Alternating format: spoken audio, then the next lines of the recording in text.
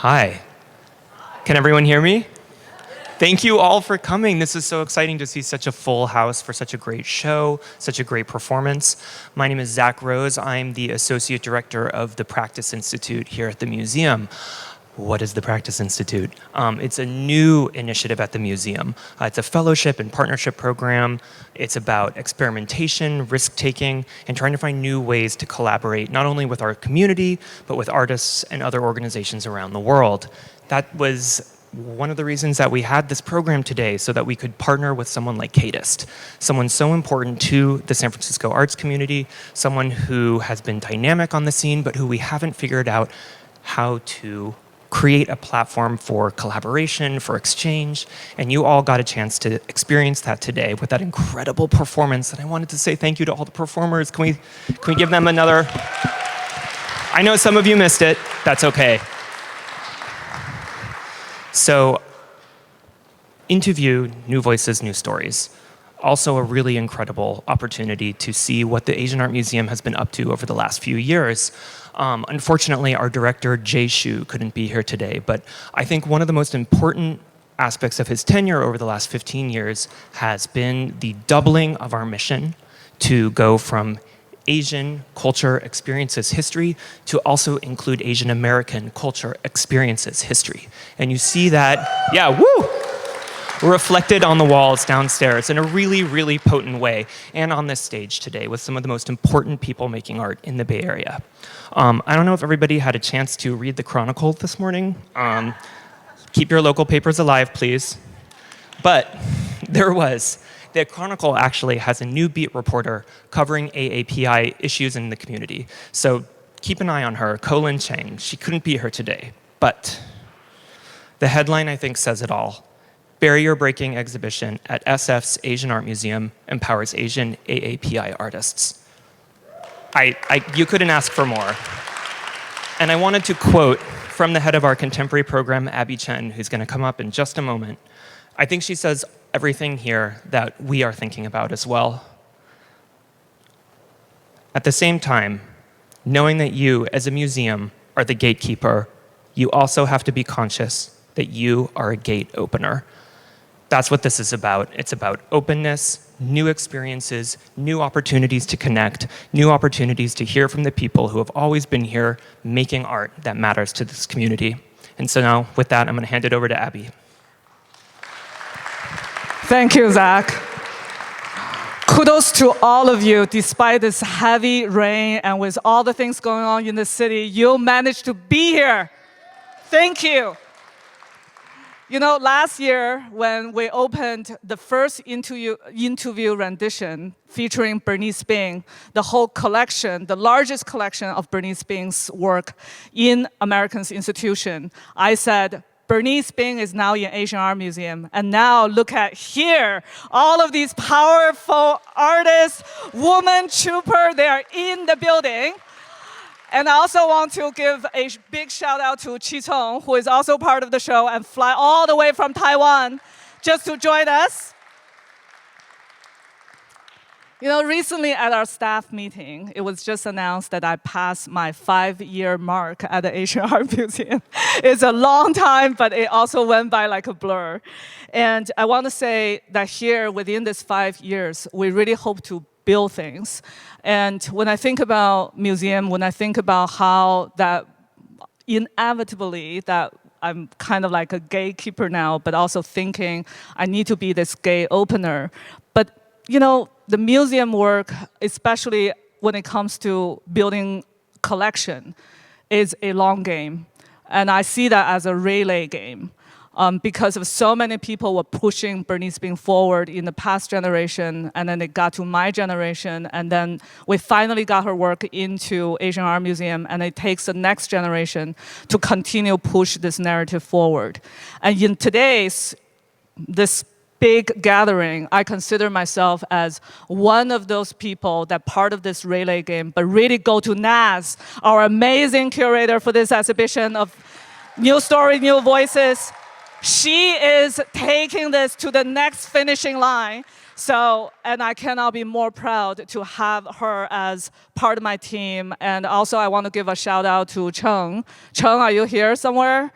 our new assistant curator for game and technology. I think she's busy setting up the space so that later on you all can get a glimpse on what she's trying to do, making Asian Art Museum cool, technology savvy, and embracing the Silicon Valley, hopefully the good spirit, not the bad spirit.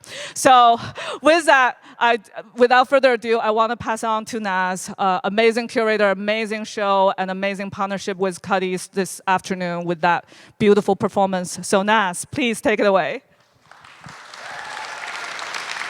Thank you, Abby. Thank you all for coming here. Wow, it's happening. I'm so excited to be here. We have been working on it for so long, and it's just so great to see the community in the gallery. There's all this excitement, so many great friends. I'm so happy you are all here today. It's such a special day.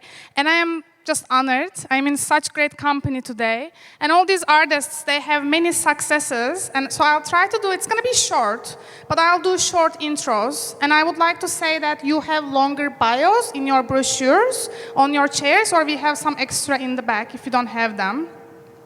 I'll start with Cathy Lu. Cathy Lu is a ceramic artist. Her work was recently exhibited at Chinese Culture Center /Art, and she was a 2022 SF MoMA Sika Award winner in San Francisco. She lives between Richmond and Boston, and she teaches at Tufts University currently. We have next to me Younhee Paik. She began exhibiting in the 1970s and has had more than 25 solo exhibitions. In 1995, yes, she participated in the Venice Biennial and works in San Francisco and New York. We have Syjuco, who is the recipient of Guggenheim Fellowship and has exhibited widely at venues. And most recently, there's an amazing show at Guggenheim. If you haven't seen it yet, it's on view till spring. And I would really suggest you. And one at MoMA, many other places. And she's an associate professor at UC Berkeley and resides in Oakland. Moving on, we have Takemoto, who has exhibited, please, yes. They have exhibited at the Young Museum, Oakland Museum of California, and more. They have received many grants, many awards. And Takemoto served on the board of the Queer Cultural Center, and they used to be the Dean of Humanities and Sciences at CCA. And finally, we have Rupy C here on stage with us, who is an Oakland-based painter. Her work has been presented through exhibitions, talks at the Young Museum, Stanford University, and most recently at ICA San Francisco. I'm sure most of you have seen that amazing show, and Jessica Silverman Gallery.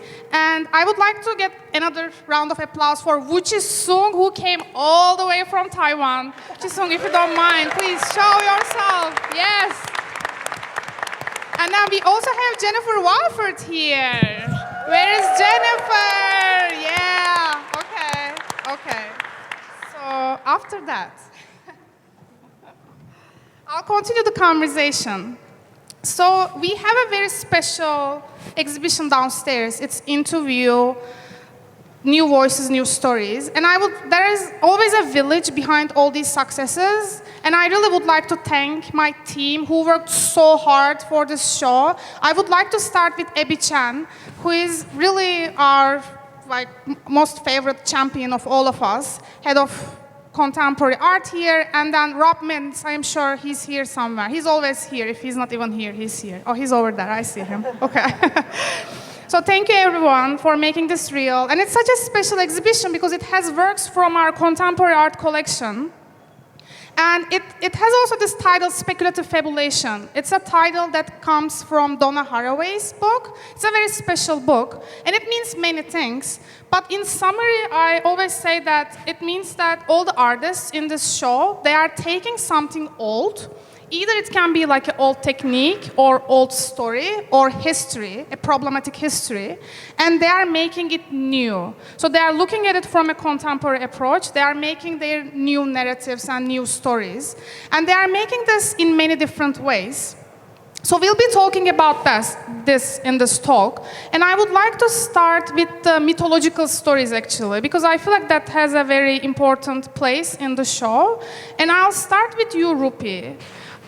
In your work, and maybe most of you see the show, if you haven't, please check it out downstairs at our Humbret Gallery, and there will be images in the background, so we will be also referring to them as we are talking here. And in your work, Rupy, there's this story, this love affair between Sohni and Mahinwal.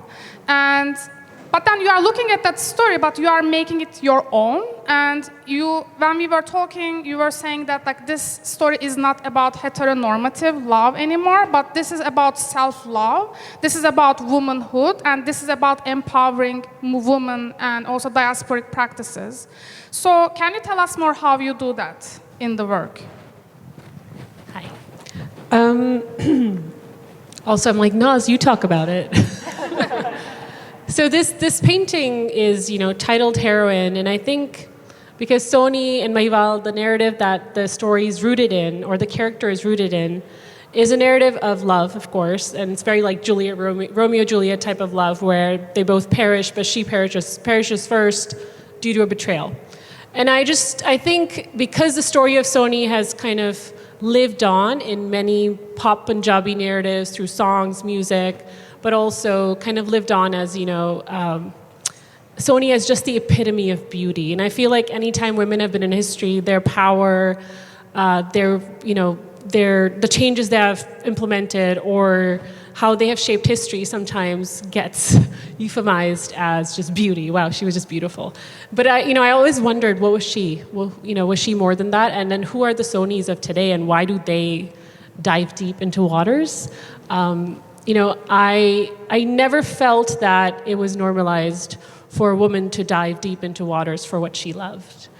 Whom she loved was very acceptable, but what she loved, waking up in the morning and trying to do what you want to do mainly because you love it. And normalizing that was something I was like, well, why doesn't that exist in narratives today? And that's what I do. I mean, I'm up in the studio till 3, 4 a.m. if I have to be. But I do it because there is a ambition that I place before other things, but also don't feel guilty placing over other things. So this character in the heroine, the painting, in the show, is a reimagining and retelling of the narrative of Sohni, but not necessarily making her the Sohni of today, because I think that's not what I would say. It's more about who are the heroines of today, and what are these love stories also of today, and that love is, as much a self-love, and maybe adding that to the list of things you are acceptable and allowed to love and rejoice and be celebrated for, and known for more than just your beauty. Yeah. That's so special, and I feel like it echoes in other works in the show as well. Like your work is in close dialogue, I think, with Cathy's piece, for example, which is a ceramic piece in the show. Maybe you have seen it. These are like these monstrous hands. It's actually on the screen. Yay! Perfect timing. So this is the piece, Nuwa's Hands, and Cathy, you are also approaching this Chinese mythological goddess, Nuwa, but you are looking at it again like from a very contemporary approach, and you are actually making it a story about the racialized stories of nail salons. And because I also worked with you in the past, like we have spoken so much about it, can you tell us more like how you came across Nuwa and how this story plays in the work? Sure. So I actually came across Nuwa, this Chinese mythological goddess who is credited with making people. I actually came across her when I was reading bedtime stories to my nephew. He had a little book that said Chinese mythological stories, illustrated. So growing up in the US, it wasn't a story I grew up with, but essentially the story is that she was lonely and she started sculpting figures out of the mud. That started to take too long, sculpting each figure individually. So she changed her production method. She took a piece of string, dragged it in the mud. When the mud dried on the string, she flicked it, and each of those flakes also became people. And so when I was reading that story to him, like a few things clicked for me, which is that one, that she was a maker. She was making stuff out of the mud. The mud basically is clay. And so myself being a ceramicist, I was like, oh my gosh, she's a ceramicist. And then also just even the little detail about how she was sculpting the figures individually and switch production methods. I think as a maker, I could also really relate to that as well. You have a deadline and you're like, oh gosh, I can't keep making things this way. I'm never gonna make it. I'm so tired. And so yeah, there's just like those small details really stuck to me. And I think also because it was sort of shortly before 2020, I started to think about too, like what is the role of the artist in a world that's like shifting so greatly right now? And so when I thought about Nua, I was like, well, in a way she was also an artist, she was a maker. And so perhaps artists can also be creators in the sense that she was a creator and wanting to create the world that she, how she wanted it to be. And so I really thought of her as kind of like this like reminder of our agency and empowerment. And that's how I kind of like got stuck on her. Yeah. Thank you for that. And what's the role of the nails in that? Oh yeah, so the nails. It's kind of funny because for anyone who works in ceramics, you have to have very short nails usually because otherwise it messes up the clay. But for her, in the story, that doesn't really talk about her nails at all. But for me, I had been thinking about this idea of just like working with my hands, and I don't know, a few different things came together. So essentially, I was thinking about, I watch a lot of like, how do you say, like Chinese historical soap operas. And a lot of the, set in the Qing dynasty. And so a lot of the Chinese royal women historically would have long fingernails to denote their sort of leisurely lifestyle, their status. And then I also was sort of connecting that with like anti-Chinese propaganda from the late 1800s, where the men were always depicted with these sort of like talon-like nails to sort of dehumanize them. And then I was also thinking too of the many like, growing up in Miami, there weren't a lot of like Asian institutions or businesses, and one of the ones were nail salons. And so I just was really kind of got stuck on that and thinking about this idea of the nails as symbol of beauty, but also a symbol of labor as well. And I thought that was really interesting. Yeah. Thank you. And Younhee, you are also interested in another mythological story, and your work is very much inspired by this visit to Greece, actually, many years ago. Yes. You visited Temple of Apollo, and the work is very much about this Greek mythology, about Apollo's love for Daphne. Okay. And it's again a sad story, and you are approaching it because you are very much interested in cosmology, and there are all these like personal references for you in your work. So can you tell us more about that visit to Greece and how that inspired this work? Yeah,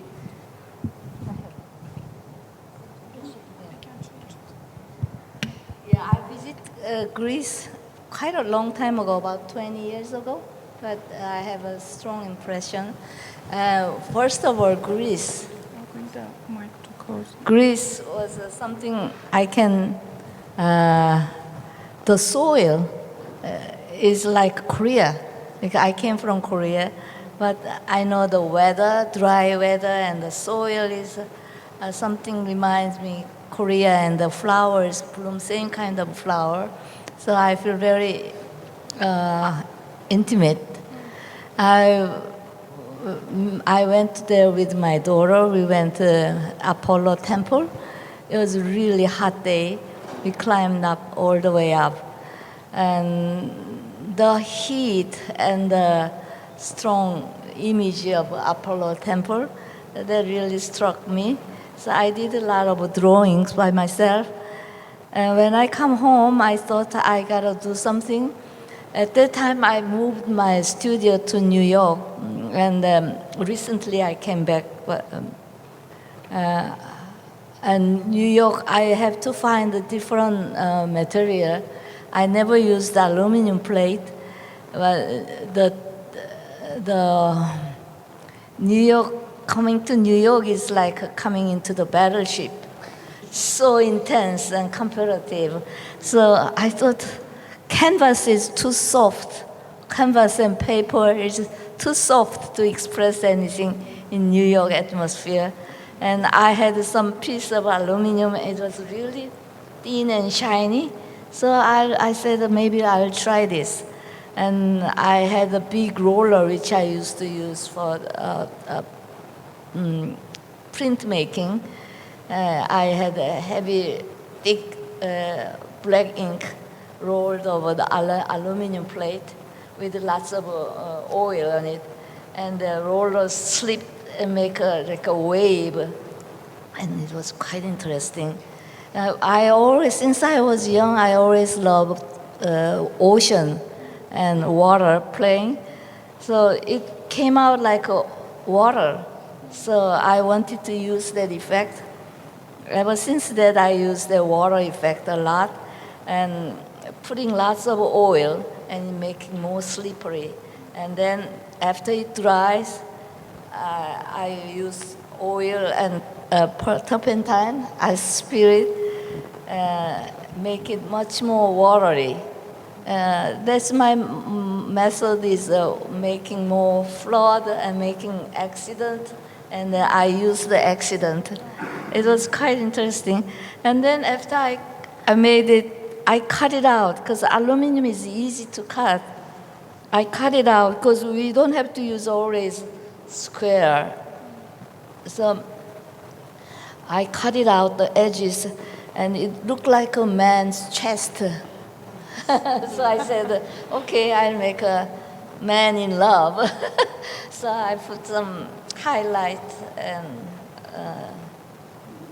like a sunshine or starry night. And, I call this Apollo in love. The other one I'm using, that's the same technique I used, aluminum and pouring technique. Put lots of liquid and let it flow. I love that, let it flow. I think that's a beautiful way to say it.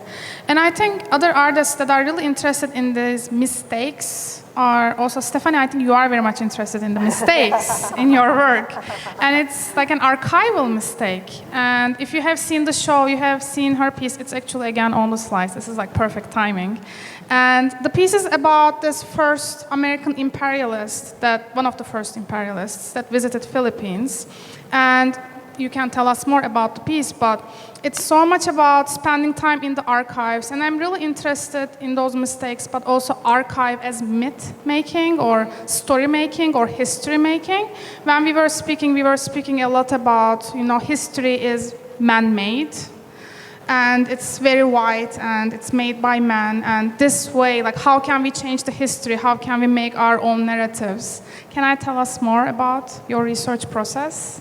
Sure. Okay. So the work on view in the exhibition appears to be a grid of annotated typed documents. And so when you look at each of the documents, you notice that a mistake has been made somewhere in the text, and it's been either crossed out or written over. And they're generated from documents from Dean Conant Worcester, who is a American government, a government official sent to the Philippines during American colonial rule in the Philippines. And during this time period, a lot of documents and photos and narratives were written to basically put Filipinos in a kind of subjugated space in relationship to American empire. And these are the things that we are still reckoning with, because as we move forward, we have a whole history of a kind of stories that have been told for us, usually through the vantage point of images that don't put us in the best light.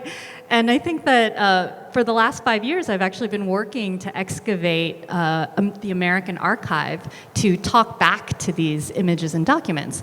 And so what's important for me to have this work in the exhibition here at the Asian Art Museum, and I'll just bring up that I used to come here when I was in elementary school, because I grew up in San Francisco, and I would come visit on field trips, and I would attempt to try to find myself in the museum and collections here, and all I saw was a kind of overlay of a Western and white vantage point onto Asian culture. And it's an honor to be here in a kind of like reverse scenario in which I actually get to talk back to the very narrative that at one time I thought defined me. Well, we are honored to have you actually here. It's all about holding the space for these narratives. And I would like to point, when we were talking, you said, and that really stuck with me, is that you said, I'm not showing the whole story, because I do not, like I'm just showing a snippet of it because I do not want to repeat this problematic history. And I think that's really important. I feel like usually white gaze does that to these narratives. They just repeat this pain and it just continues, the history repeats itself, but you are actually turning it around on its head. And I think that's a very special way to do it. It can be quite cold looking to not show photographs of people, in the sense that, a lot of these ethnographic early photographs taken in the Philippines could be quite dehumanizing. And so one of the challenges is, how do you work with either traumatic documents or historical images, but push them forward in such a way that you're not reifying those images. And so I think the challenge as an artist now is how to talk back to it, and how to, in my case, I usually wind up doing things like I crop the image or the document, or I block what you see with my hands, or I blur or pixelate. So I am trying a very visible intervention in this historical narrative. I think that's a beautiful place to bring the highlight to TT, actually, because you also, in your practice, you are also very much interested in the archives. And I feel like you are doing a different kind of blurring technique. It's very performative. You are manipulating the actual archive, and you are using nail polish, color, and razor, and really, it's I love how performative it is. And the result is so poetic. And it makes the history also so poetic. Your history is so different than what we read in the past. Can you tell us about your process a little bit and how you work with the archives and the work in the show? Sure, thank you. So mine is the experimental video. It's called On the Line, and it is inspired by Japanese-American women cannery workers in the 1930s who were based in San Diego. And Japanese-American fishermen actually brought the technique of bamboo pole fishing to the United States. And so the families would live in very meager housing. It was called fish camp on the docks. The men would go out to sea for many days or weeks at a time, and the women all worked in the cannery. And the cannery was just right next door. And the women from Japan and from Mexico were given the dirtiest work, so the work that most interacted with the fish and the fish guts and the bones, and then the whiter looking women put the labels on the cans and things like that. So it was already kind of hierarchical. And there was a particular woman who owned a tiny little diner restaurant that was in between the cannery and fish camp. And she was quite legendary as having a masculine swagger. She rolled her own cigarettes. She specialized in the art of naginata, which is a martial art for women where they swing around a sword. So she challenged men to sword fights, which apparently she did not win, but impressed people. And so I tried to imagine the environment in which these women lived. And so the film is really a meditation on the sights and maybe the feeling of being around the water all the time, and or being on the assembly line, doing the kind of labor in which your body becomes part of the machinery itself. And that in-between space is the space of the diner, which I want in a queer fantasy becomes this warm space where women can interact while the men are out to sea, drink sake, dance, maybe fall in love, things like that. And I am using a lot of handmade techniques. So I'm shooting with a Bolex, and then using what's called jam it in a can method, where you develop it in your bathroom and you jam all the film in a can so that the film is crumpled and it actually touches itself, and creates these kinds of mistakes or artifacts, so similar to the mistakes that you were talking about in your paintings. And I'm interested in the way that those glitches are kind of talk about the histories that we, they're metaphors for kind of the histories that we don't really know. And then the archival imagery that I'm using is taken from the home movie collections of Japanese Americans that reside at CAM, the Center for Asian American Media. So it was important for me to use footage that was shot by Japanese Americans for Japanese Americans to incorporate. I think that's also so important, that like, how do we own our own narratives? How do we get, I think that's an important topic for the show that's also on view. And in line with that, I think your processes and techniques play an important role. And I'll bring the highlight to Rupy back again, because I know, Rupy, you are also very much thinking about, like traditional Indian painting and miniature, and you have been educated in this for a long time, but you are also like getting loose and, like challenging and getting out of that and looking at it, like I feel like it's an ongoing battle that we have. We want to hold our identities and our histories, but we also want to develop our own voices with it and create our own space. Can you tell us about your journey and how you do that? I think before I say that, Titi, you described your process so poetically. It was so beautiful to hear that. I was almost thinking about mine and thinking about, the amount of surrender I feel in doing that, because there's no way to push traditional processes or any type of hand-driven processes. You can't rush them. And I think that's one of the biggest learnings I've had in my journey when I began training for traditional Indian painting 9 years ago and training every year. And it was, training means in this case, it's not the traditional master-disciple relationship, because I actually don't believe in that. And I was lucky to find a teacher who doesn't believe in that either, and who was a woman. So there was an understanding for me in this craft that there's a lot of waiting and surrender that needs to be there. And that reason is that, even making something like the binder, which binds the paint to the paper or whichever surface you work on, takes a couple of days, or you're stirring a pot for about 20 minutes, checking, is it okay, is the recipe okay? Then you stir again. Or when you're grinding the pigments, which might come to me in a rock format or in a coarse powder, and then with the muller, and there's nothing glamorous about it, so I'm sitting there with the muller on the floor and grinding the pigments. And if you imagine pancake batter, let's just say, because I made a breakfast today, so pancake batter as a comparison, once it dries up, you're continually grinding still, because the muller needs to pick up every little speck of pigment. The journey has been definitely about learning how to be patient and how to surrender to material especially that has such a centuries-old significance, root, but also rooted in the earth, because a lot of these materials are inorganic and organic, coming from the earth, and how they're changing every single year. My studio looks like kind of like a lab. So the indigo that I got in 2019 versus 2023, the gum from 2019 to 2018, and these materials are changing constantly. But the one other thing I've learned is that with these materials, there is a relationship that I have as an artist to the sound of the materials. So you listen to the materials, because that's part of the preparation. The stink of the materials, because organic materials catch mold.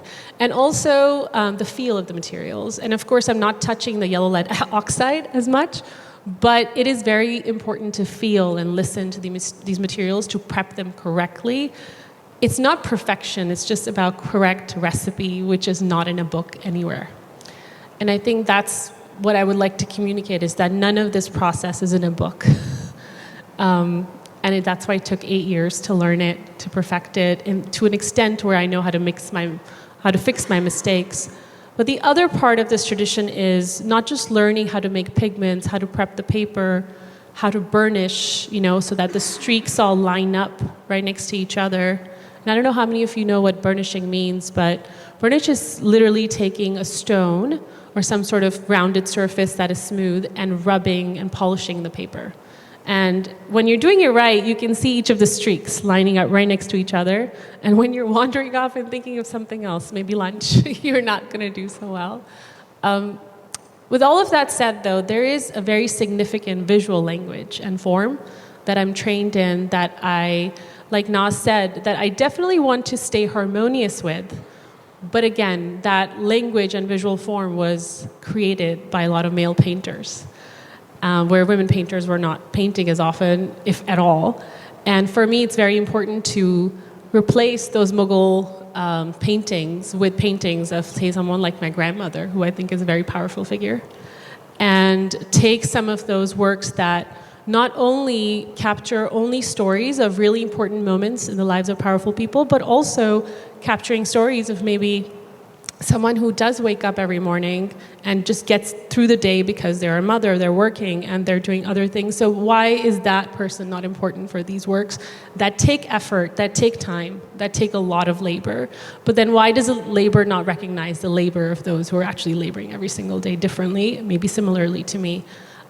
So in that way, I stay in line with tradition, but I'm constantly trying to build my own tradition, is what I would say. You know, earlier I used to think that, oh, I'm building on this 18th century tradition, I'm, you know, building the visual language, innovating within it, how do we adapt it to the times I live in, the stories I see. But now I realize that I cannot build on a tradition that is meant to leave me out. So I'm building alongside, and hopefully it'll be a high rise. It'll get taller and taller. Thank you so much for that, Rupy. It's just letting, like, we need to get soaked in that. I feel like that's so beautiful.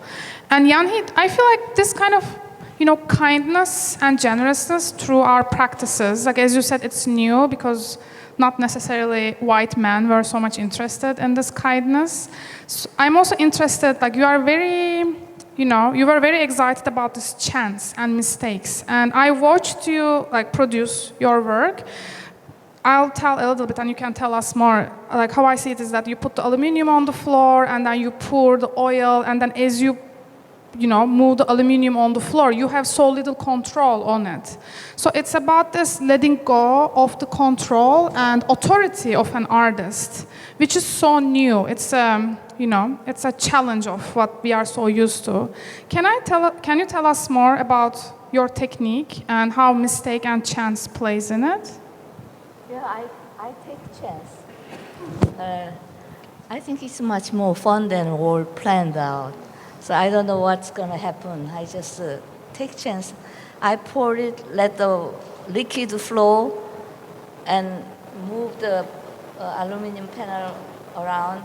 Sometimes it drips. Sometimes it gathers in the center. Then when I look at the image, I just have a new idea, and I use the mistake. It's not mistake, but something new. I think art is we create something new. We don't want to repeat same thing again. So much more interesting to make a mistake and then use out of the mistake. Since I was young, I always loved water. I always played by the ocean while we are living in a fisherman's place.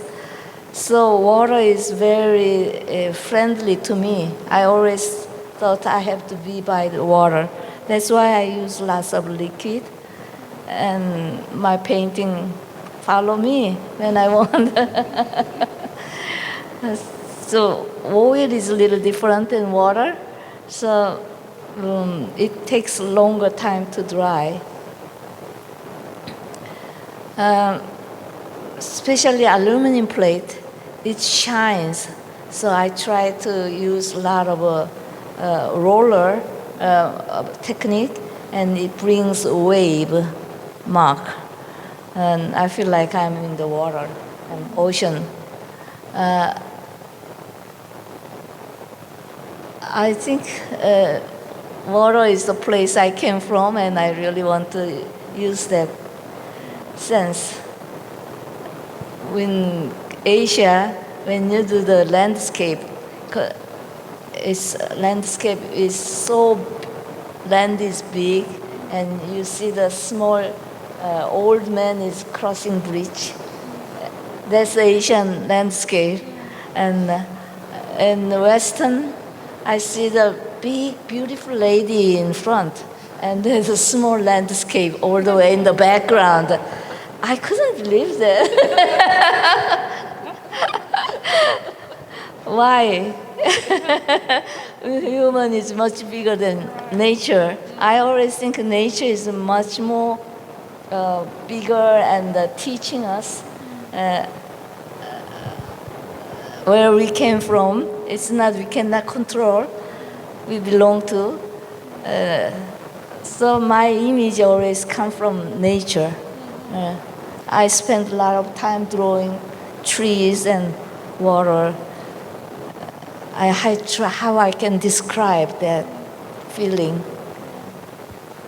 That's so beautiful. And I feel like there are these unexpected conversations that are coming up in the show. Sometimes you don't plan it, but for example, TT, your piece is also, I mean, the history is from By the Sea, right? And there are seagulls in the background. And it's on purpose that in the whole show, you can actually hear the seagulls. So it's in close conversation with each piece in the show.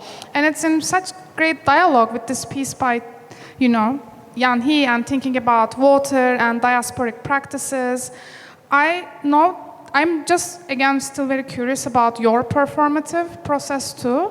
Can you tell us, how do you manipulate the actual archive, and what does your process look like?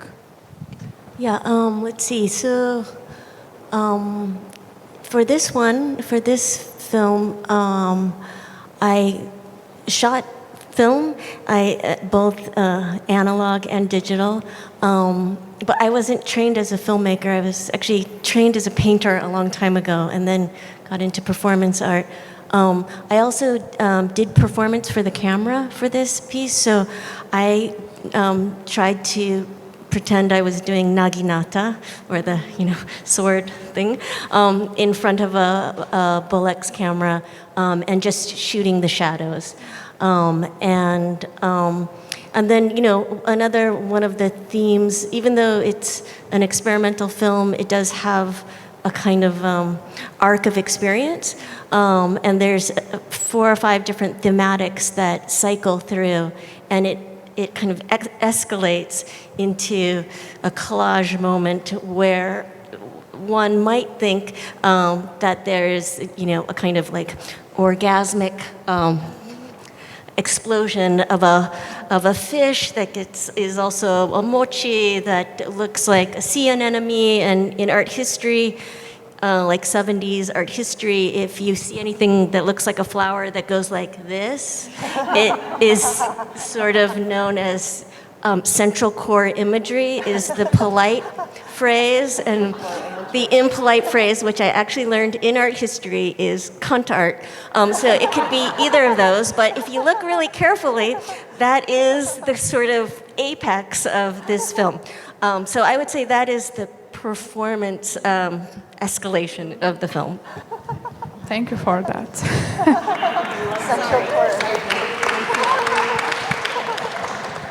It's also a queering of the archive, right? And I'm really interested, maybe bringing it back to you, Stephanie, because you also, when you were thinking about how to visualize this archive, you are, for example, thinking about, let's make this official size documents on the wall. So it looks like this huge archival documents on the wall. But really spending time with this also archive of this guy for a really long time, and thinking about how do I translate this, and how it's gonna look like, and how am I gonna manipulate, again, the archive. Can you tell us more about that process? Sure. So the project on view here actually was part of a larger body of work that looked quite visually different. So the work on view here, I think, is quite cold looking, and that's on purpose. I kind of wanted to remove an emotional quality to it and just go back to this idea of the document itself as being primary. But for those of you that have spent a lot of time through archives, or just digging through institutional collections, it's a really messy, wonderful process. There's so much stuff in there, and a lot of it doesn't make any sense at all, which is crazy. So things just wind up in there, and so part of it for me was as I excavate, and I'll spend sometimes months, like this project actually came from a Smithsonian Artist Research Fellowship at the National Museum of American History in Washington, D.C. So I was in residence there for 2 months, and every day I would go into the archives and call up, different documents and boxes, and it was just like, woo, surprise! Whatever was in there was what was in there. And so it's that kind of excavation is really rich. And in a way, too, I feel like as I was able to look at everything and touch everything and sift through it, I myself get to suck in that archive. So whatever you wind up producing in terms of the artwork is just this one tiny little node of all that, kind of documentation and information and random things in there. And I think that's the beauty of it. Like, what you're seeing right now is very, I think, defined and delineated, but the back end of it is this gorgeous mess. And that's what a lot of my other work actually looks like. And it's all about making mess a little bit, I feel like. We want to make a little bit of a mess. Rupy doesn't agree. Rupy does not agree, but rest of us maybe. And Cathy, you also make a mess sometimes, like throughout the process, right? You are working with the soil also. And I'm really curious, and you are really, really challenging your material. I got ceramic classes this year to understand you better, and I fail so badly. But I know how hard it is to make those nails, for example. Like, can you tell us more about your messy process? Sure. That's funny, because that's what my dad used to always say, like, your room is messy, this is messy. There's something about working with ceramics that is inherently a messy process, and there's also this very tradition of craft to make it look almost so refined and polished. And I think that's kind of one of the interesting things I find about working with clay, is that it's this really malleable blob that you're trying to shape. And the ceramics also, even though I kind of have like a very traditional studio practice, like the clay feels very much like a collaborator, because it might be too dry or too wet. The weather might be humid, it might be dry, and so you have all these different factors. And it's also like Rupy was saying, in terms of like geologic ingredients, those are also always changing. So in that sense, it's kind of messy and out of control, but also sort of, I think, is nice, because it's sort of, for me, I think of it as like time traveling, like time traveling a little bit.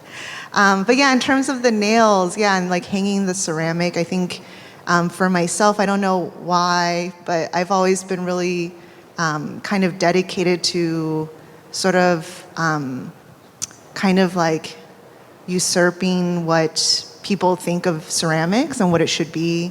Like a beautiful vase on a table versus like me being like, no, let's hang like 500 pounds of ceramics from your ceiling. That sounds fun.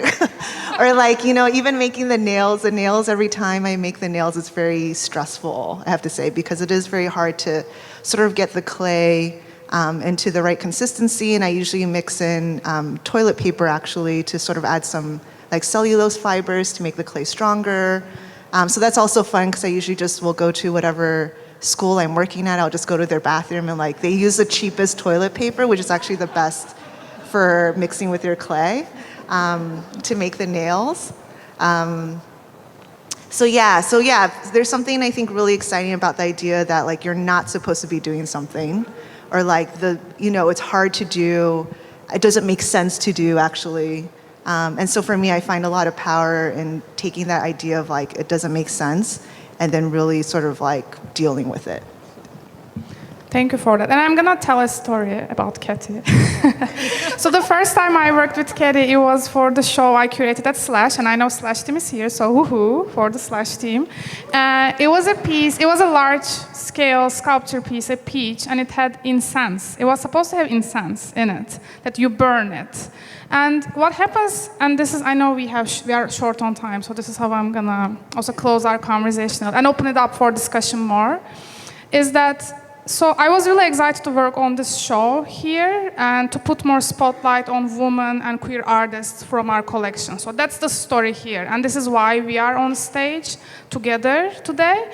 But one thing that's happening is that although the institutions are becoming more diverse and inclusive, we all are, most of the time our museums, our institutions, we are not equipped to, hold a space for these multifaceted practices. And that's why there is still work to do, and we are all doing the work in our own way. When you look at the show downstairs, you'll see that some strategies are, for example, for the first time, we have artist names in their native languages if they prefer to, for example.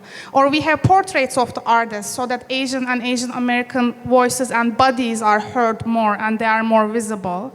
And we'll be having reading group meetings for the show so we can open it up, these conversations more for discussion, so that hopefully one day we can, burn an incense at a museum also.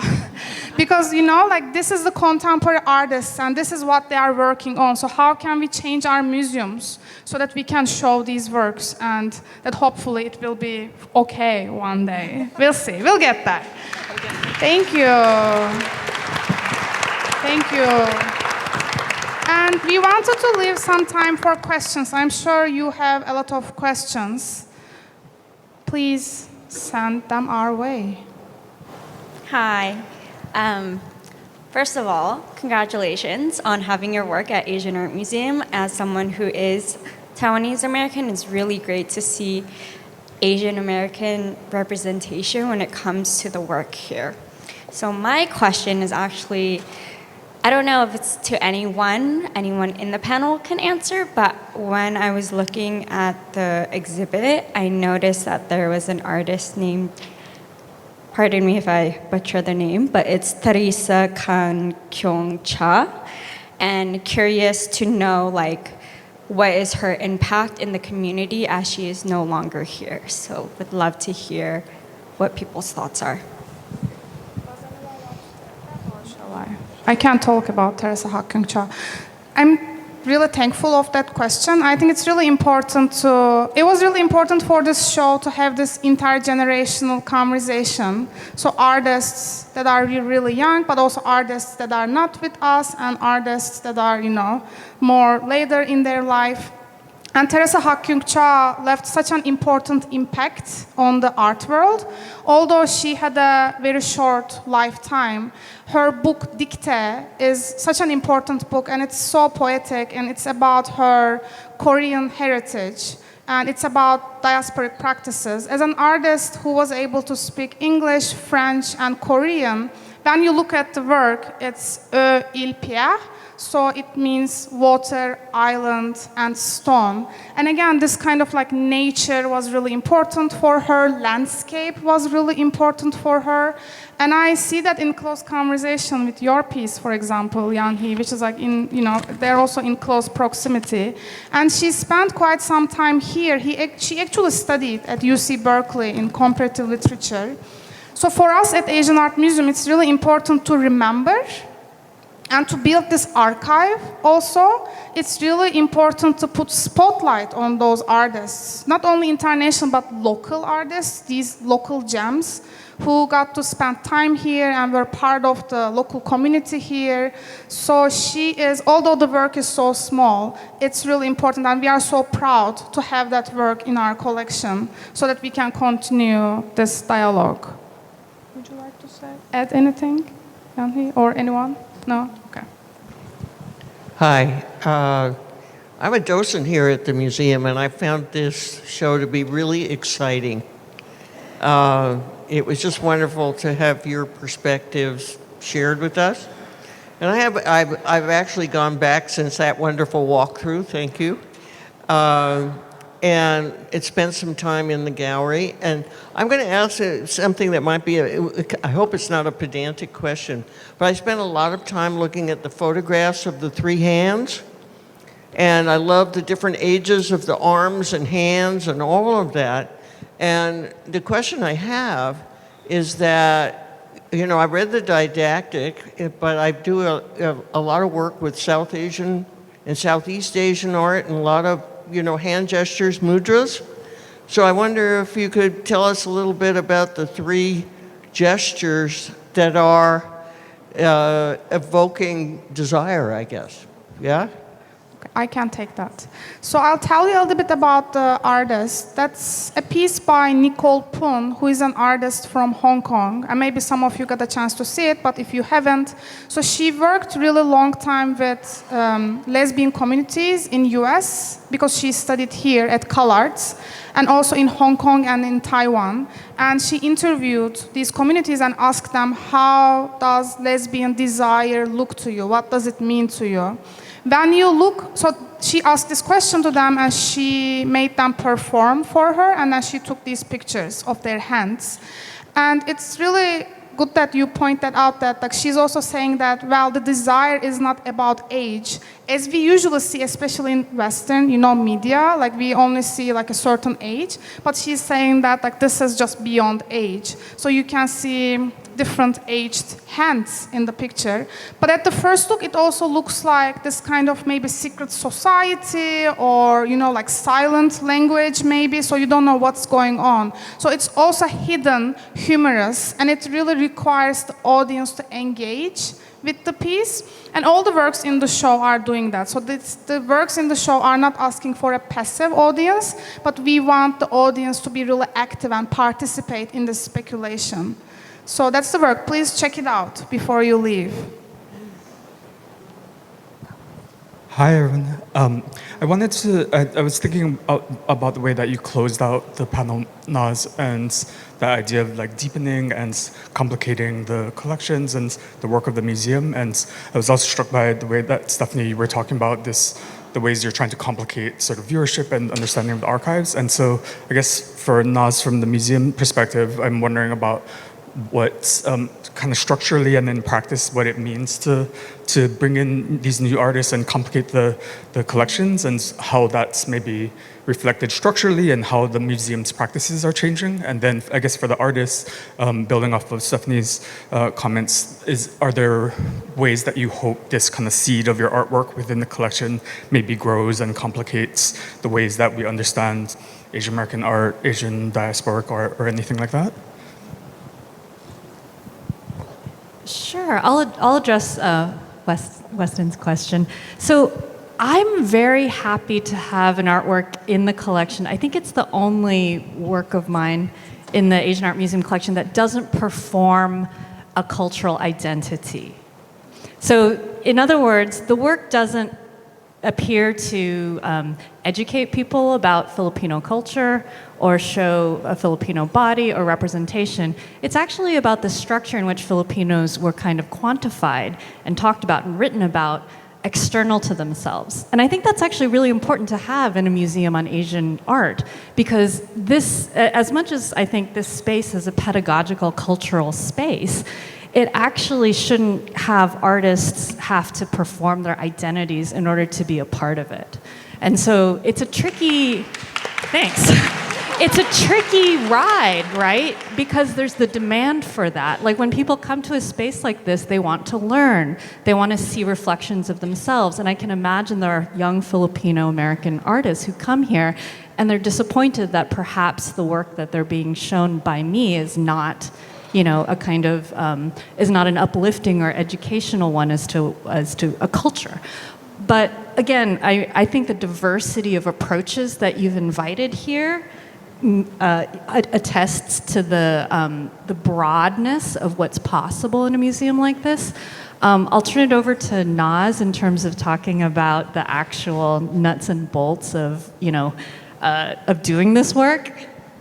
Sure. I want to make sure, I feel like I spoke a lot. Rupy, do you want I just want to add to your comment about the diversity of interaction with an existence also, diversity of existence within museum collections of each of our works too. With the Asian Art Museum that has a very significant collection of these traditional Indian paintings that, and I could only access things online digitally, whether it was V&A, whether it was British Museum, whether it was the collection here, but there is a significant moment that happens when my work references a historical tradition that I'm trying to challenge and then innovate and reframe in my own way. But at the same time, there is a nod always to what was significant and was done in the 18th century or the 17th century. And there was a beautiful moment that, even in the recent work that I've created, even this work, but there was a moment where a group of individuals from the museum was looking at the work and instantly, like in 1 second, and I think Forrest was there too, they pulled up a painting that's in the collection that visually could serve as a reference to the work that I had created, not having referenced that specific work, but there was a conversation that was able to take place where the significance of the use of color or the motif was very different, but also still encouraging a conversation that, for example, a lotus pink can exist differently for a contemporary artist creating work today versus what was done, like a painting was from 1780 or something. So, and that moment was significant for me specifically because I've actually combed through the collections so many times, and I still do. And there was a circular, moment of time there. And I think existing within the collection here, hopefully is going to allow for more circular moments for me, but at the same time, when a viewer walks in, and maybe it's like a 15-year-old, Punjabi girl who walks in, and my name's not so Punjabi sounding even, so they might see my name and not find themselves there, but maybe there will be, some aspect of just the anti-patriarchal or the against patriarchy story that I tell through that heroine. And that's where I think it's important to also underline what you were saying, that we don't perform our identities, but there are certain specificities about our identities that are very universal. And that's where then the work of curation and how you care for those works and how they're placed together and what the conversation is and who's having that conversation and how and the time we share becomes very important. So it's like everybody has to do their bit. Yeah. Does anyone want to add anything to that? No? Okay. Oh, Younhee, you do? No? Okay. So I'll just say a few words, and we can talk more about it, Weston. I'm going to say that I think with curation, it's... I came to the terms with, it's about small victories in a way, and it's a conversation at a time. And advocating for the artists and making sure that we can, hold the space on the stage and talk about it. And make sure that our voices are heard. And also, small strategies in the gallery space, like I said, the portrait or native languages in the gallery, or how I write the labels, and not orientalizing. I'm actually working on a West Asian futurism project right now, because I'm from Turkey, and I'm very much interested in these West Asian stories being so orientalized all the time, and this fetishization of pain. So I'm totally aware of it, and how do we change it? How do we talk about future? And not get stuck in the past. But how do we make sure that we also have the infrastructures at our museums? I think is really important. Thank you so much for being here today. It means a lot. Thank you. Thank you so much. It was such an honor. Thank you.